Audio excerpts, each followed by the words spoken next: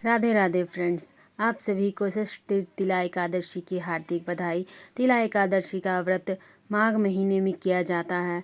माघ महीने की तिला एकादशी का महत्व बहुत ही खास है। इस दिन तिल का बहुत ही खास प्रयोग होता है। तो नारायण की पूजा में इस दिन आपको तिल का विशेष प्रयोग करना होता है। तो आपको तिला एकादशी का व्रत कैसे करना है, बहुत ही सरल तरीके से, यही मैं आपको आज इस वीडियो में बताऊंगी।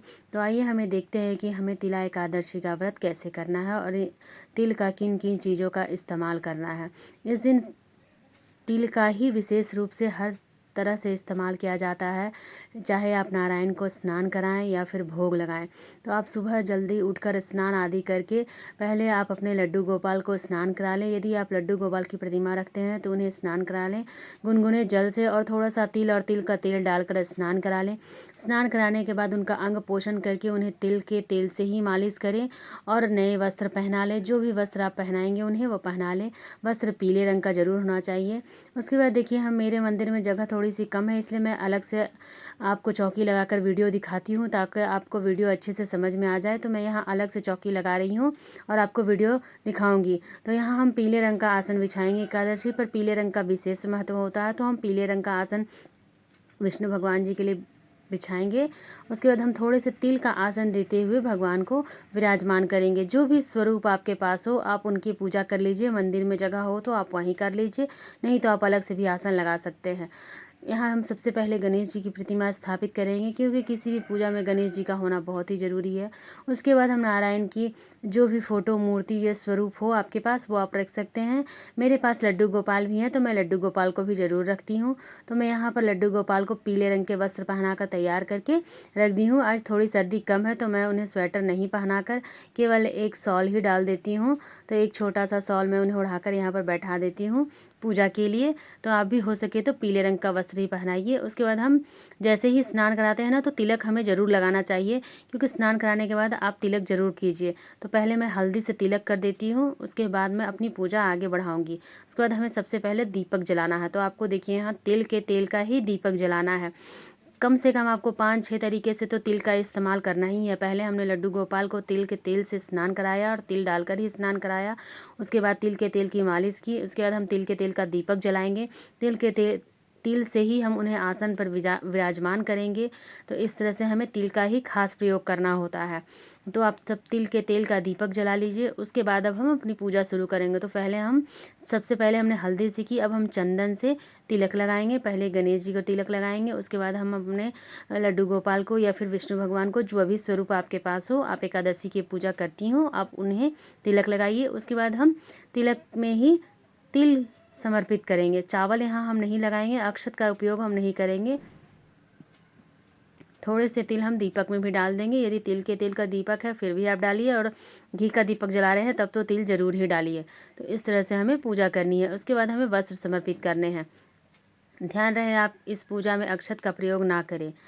एकादशी की पूजा में अक्षत का प्रयोग बिल्कुल ही नहीं किया जाता है, चावल या अन्य का प्रयोग।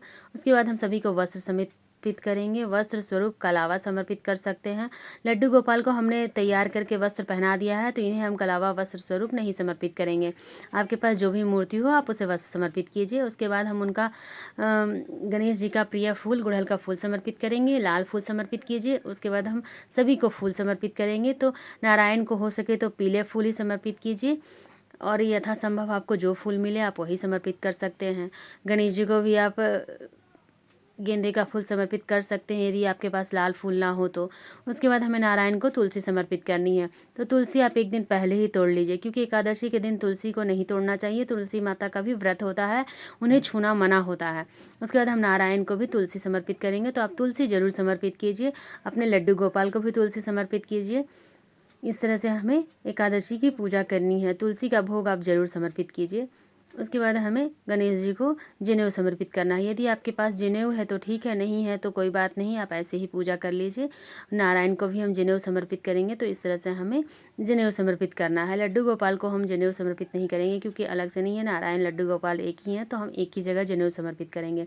बस आपके पास जो प्रतिमा है आप वही रख के पूजा कीजिएगा, इसलिए मैंने आपको ऐसा दिखाया है। यदि आपके पास लड्डू गोपाल है तो लड्डू गोपाल, और मूर्ति है तो मूर्ति आप जो भी करिए समर्पित कीजिए। उसके बाद हम लोग गणेश जी को पान समर्पित करेंगे, तो पान और सुपारी का भोग गणेश जी को ज़रूर समर्पित कीजिए। गणेश जी को हम अलग से भोग समर्पित करेंगे। तिल का लड्डू है, यहाँ हम गणेश जी को अलग से तिल का भोग समर्पित करेंगे क्योंकि इसमें तुलसी के पत्ते नहीं डाले जाते। और नारायण को हम अलग भोग समर्पित करेंगे, इसमें हमें तुलसी के पत्ते डालने हैं। तो नारायण को जो भी भोग समर्पित किया जाता है उसमें तुलसी दल जरूर डालना चाहिए, इसलिए हम उन्हें अलग से भोग समर्पित करेंगे।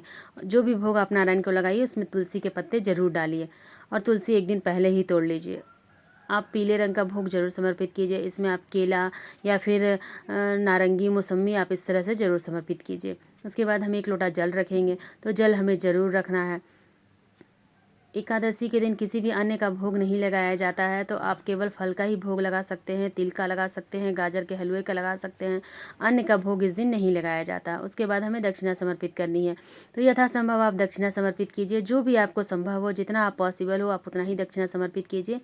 इस तरह से हमें पूजा करनी होती है। इस दिन आप केवल और केवल फल का ही भोग लगाइए, अन्न का भोग आप ना लगाएं तो अच्छा होगा, नहीं ही लगाना चाहिए। किसी भी अन्न का प्रयोग इस दिन नहीं किया जाता है, इसलिए आप यथासंभव केवल फल का ही भोग लगाइए और तिल का भोग लगाइए।